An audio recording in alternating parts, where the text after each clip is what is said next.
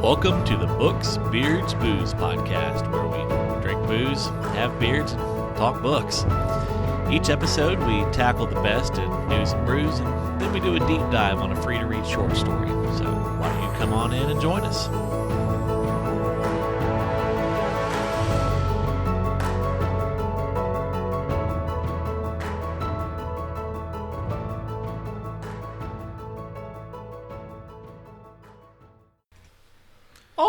Right. As always, I'm Bob of Tales by Bob. I'm the ass of the podcast, Eric. And, you know what? Totally meant to talk about this last episode. Uh-oh. I'll probably make a little ad to drop on the end of it, but I wrote a book. Oh, yeah. I launched a book. It's amazing how that works. Yeah, no, totally. I'll probably end up doing like a little mini episode where I just plug the book or something like that. But yeah, I wrote a book. If you love this podcast and you want to give me some pennies, you can go. The book is on Amazon. It's called Bringing Home the Rain by Bob Magoo, and it's available in print, ebook, or if you have Kindle Unlimited, you can get it on there, and it won't cost you anything extra because you can already pay for that. I can almost promise you it's not like anything you've read before. Yes. Super interesting. Really great concept. Love it. It's a redneck wizard in South Alabama solving occult mysteries. Oh, it's great. But like small town mysteries. This guy ain't stopping the end of the world. He ain't fancy. He ain't fancy. No. But also, you have merch too, right? I do, yeah. I got a ton of compliments on the cover, which I can in no way take credit for. Right. I did not make the cover. Whoever you got to do that cover, like legitimately, shit is fire. Like, it looks great. It's a delightful lady from Serbia that I hired off Fiverr. That I can't remember her name right now. But I don't know her name. But yeah, hired her off Fiverr, and that's the thing. Like, but here's Bob's tip to people looking to self-publish out there. Really get in mind what you want your cover to look like. Like, sit down and figure that out. That's important. Right? But then go find an artist that is making covers like that. Is that what you did? I did. I knew that it worked out really well. It did. Now, did I imagine it was going to look exactly like that? No, but I knew that's what you hired them for. Well, that's it. I knew I wanted a deer skull, and I knew I wanted flowers coming around it, and just something like that. I knew that, and then I went and I looked, and Fiverr has a ton of people that are doing, ebook covers. A lot of really good artists. There's a ton. But what I did was I looked through, all these authors. And I didn't want the traditional urban fantasy cover, which is some guy or girl. It's typically a full wraparound image. It's very, there's some magic going on screen, shall we say. And that ain't Marsh. And so she does a wide array of covers. She's done, nonfiction, fiction, things like that. And she had a couple covers that I was like, ooh, that looks kind of like what I'm envisioning. She actually had a book cover that she did that was a skull with flowers, and I was like, that's the kind of style there.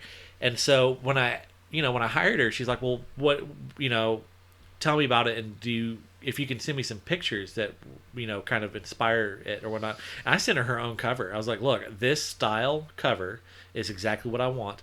I just want, a deer skull. And did you send her a picture of that skull you got up there? No, I actually made that. You got that afterwards? I made that after. Okay.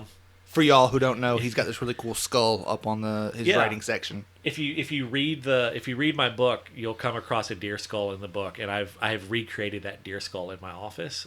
If you see me at panels, I will have it on you have it sitting out? Yeah, I'll have it sitting out, kind of lure people in, catch the eye. Which you're also doing. Well, it'll be by the time they hear this. Out, yeah, because I'm actually going tomorrow to do a panel at Alabama Comic Con. But wasn't there another one that you were hoping? I'm hoping to get on Jordan Con. So everybody, fingers crossed. Yeah, fingers crossed. I can do a panel at Jordan Con. That would be, or several panels at Jordan Con. Yeah. And I'm trying to get on a panel at Dragon Con. Next year. Crossed. Yeah, fingers crossed on that one too. But yeah, so it worked out really well. But a lot of people really like the cover, and I make shirts. For those who don't know, if you go by tellsbybob.com, I do He's a humble shirt merchant. Yeah, I make a ton of shirts, different shirt designs. A lot of them like Cthulhu-based kind of shirt designs. And I paid for her to give me the source file. I paid for the commercial rights. I paid for her to make it, and I paid for her to, give me the source file.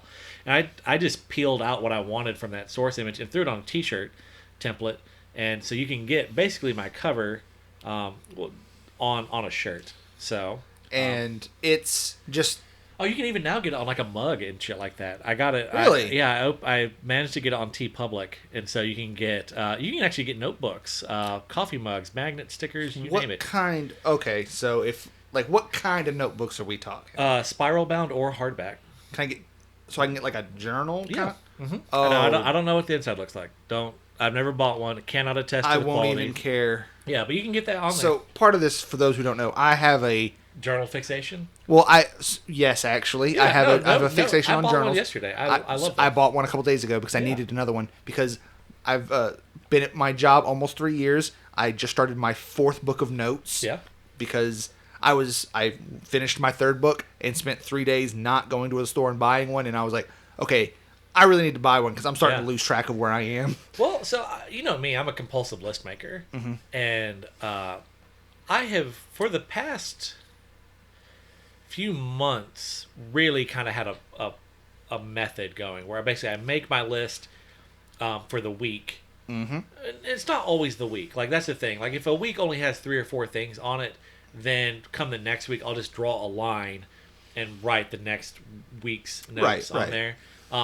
But then when I get a page mostly full, I'll tear it out, transfer anything that I hadn't finished onto the new sheet, and tuck that sheet in the back. Mm-hmm.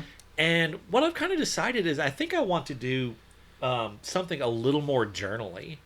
And so I went and bought a new one that has a date section at the top, and I'm going to date each week.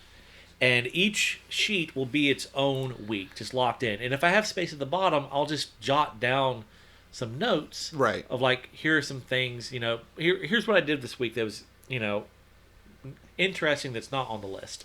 And then, kind of start journaling going forward. So I'm sorry, we've gotten on a tangent, and this is my deal. We're good. So at work, the way I do this is basically every morning I come in, I sit down, I write the date at the top of my notes.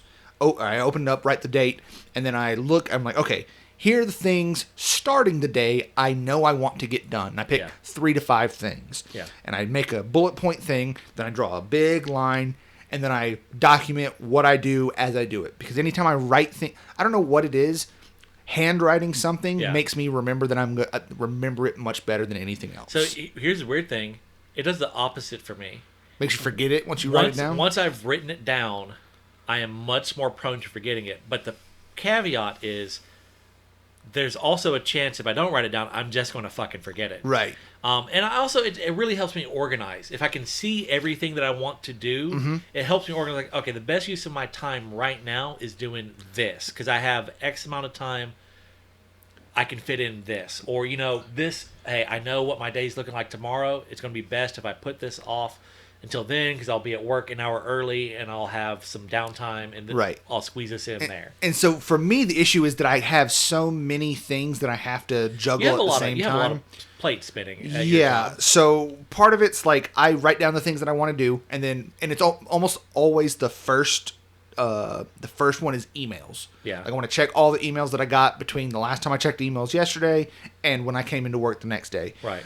And that always ends up getting sidetracked, and then if I find something that's another task that I need to do, I'll write that there's a task that needed to be done, make an asterisk, and then at the end of the day, I make a new checklist. And like, okay, so here's what I wanted to do at the beginning of the day. Here's all the things I did during the day. Yeah. And then here's what I think I should be working on tomorrow. Yeah. And then I come in and do it again. It really helps you stay focused. The only problem is when you run out of paper in your notebook and you set it aside and all you're trying to work on is like one of those longer sticky notes.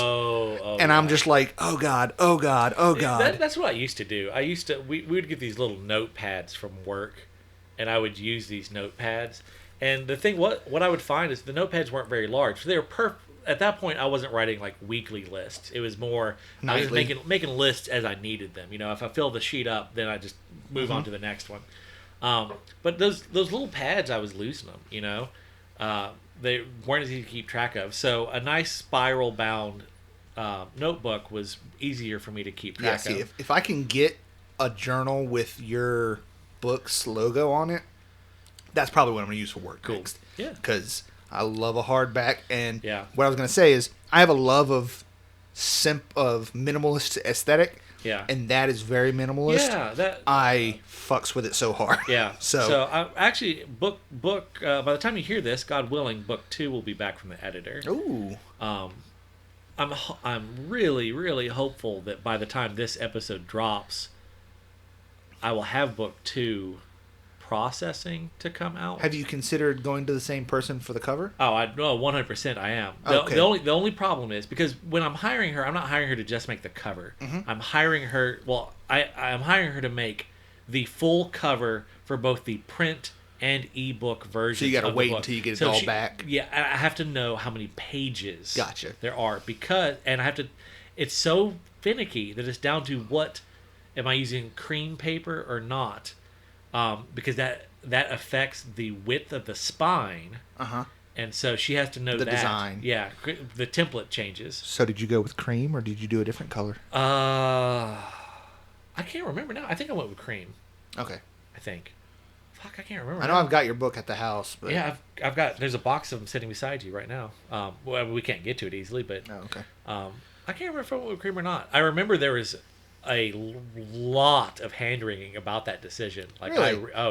No, it was an in-depth struggle. I read probably 10 different articles about what I should do, with wildly differing advice from. Like half of them are like, oh, well, all fiction is done. I can't remember exactly, but let's just say it's like all fiction is done with cream. Cream? Really? I think, but nonfiction is done on white. But then I was like, well, then I'd read something else that was like, well, yeah, but this, da da da da da, or reading actual authors putting the books. I was like, well, look, I got the book back from Amazon, and this just doesn't look as good in cream, or it doesn't look as good in white. Or, hey, are you doing this type of font? It looks better on this. I was going to ask if you picked the font and stuff too. So I whatever I went with, I wasn't real sure when I did it. I was like, I think this is what I should do.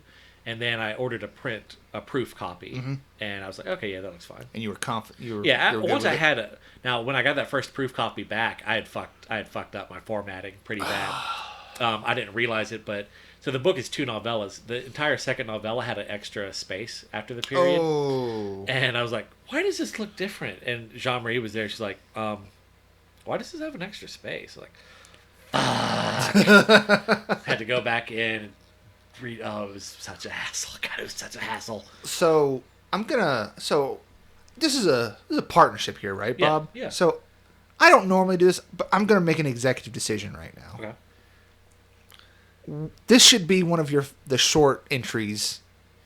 We should stop right now, and this should be one of your short little entries, just us talking about your new book. Okay. It's been a few minutes. We talked about journaling. We talked about some other stuff. It's interesting, but it has nothing to do with the rest of the episode. Yeah. All right. So, all right. If you're hearing this, this is not the short read episode.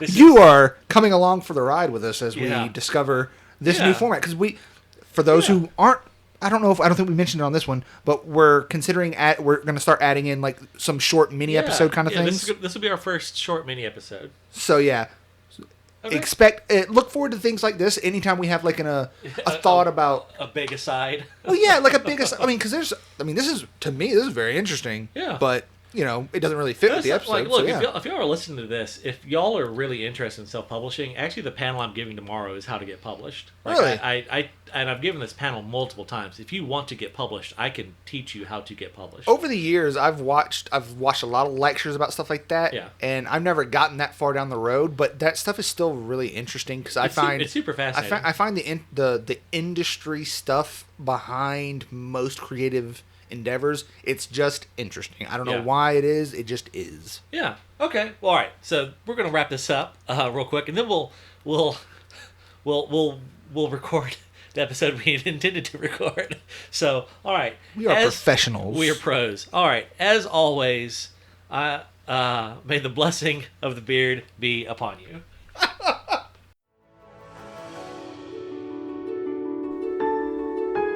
Thanks for listening. Please give us a like, review, or subscribe on the podcatcher of your choice. And you can support us directly at patreon.com/talesbybob. And as always, feel free to stop by our website, booksbeardsbooze.com.